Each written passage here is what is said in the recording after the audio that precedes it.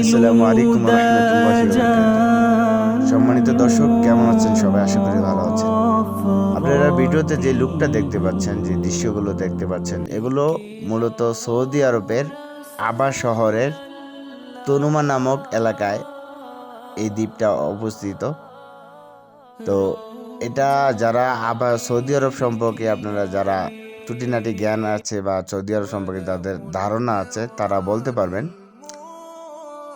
Saudi আরবে আবা নামক একটা শহর আছে। এই শহরের প্রাণে মানে আশেপাশে যে এলাকাগুলো আছে, প্রতিটা এলাকায় অনেক ঠান্ডা। ঠিক আছে, এখানে আকাশের মেঘ যেগুলো আমরা বলি, ওই মেঘগুলো আমাদের শরীরের সাথে ঘেঁষে যায়।